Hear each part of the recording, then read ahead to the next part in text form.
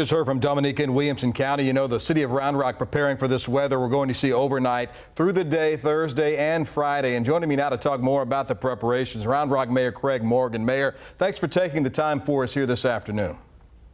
Thank you for having me, Bryan. What kinds of things are being done to keep folks safe there in Round Rock the next couple of days? Sure, you know, as it's been mentioned, this storm isn't anything like it was last year. Our staff actually in January did a tabletop exercise to prepare for this in the coordination with amongst the departments. We will have our forestry department with the Parks and Rec and Transportation out and about looking for any fallen limbs that may be in the road. Our transportation department will start pre-treating roads later on tonight, and then we'll also at some point start sanding them when the time is needed. And then our EMS, fire, and police, we've added additional personnel that will be out and about for any emergency calls. And what has been mentioned is if you can stay off the roads, that keeps our first responders safe as well.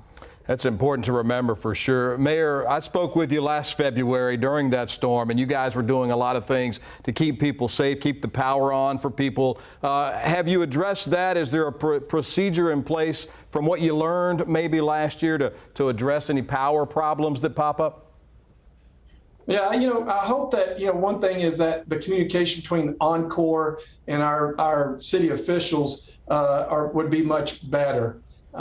Number one. Number two, I really do hope that all the elected officials that bragged about the grid being fixed, it actually is fixed.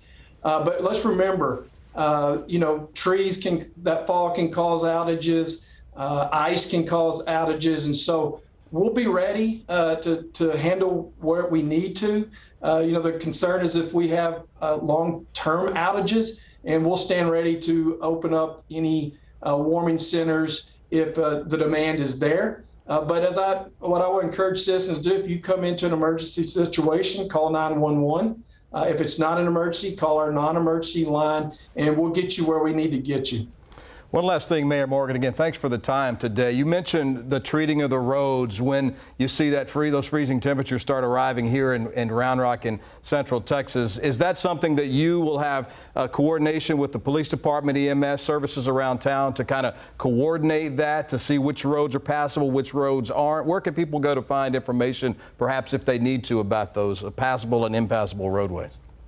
Right. Yes, we do coordinate. And we coordinate with the state and TxDOT since I-35 runs right through Round Rock. Go to our website, and we have a lot of information on there for where people can look and go to for information. Fantastic. Mayor Craig Morgan, thanks so much for joining us. And if you have any messages you need to relay over the next couple of days, please reach out. We'll be happy to help get the word out. Thanks for the time. Thank you. Absolutely.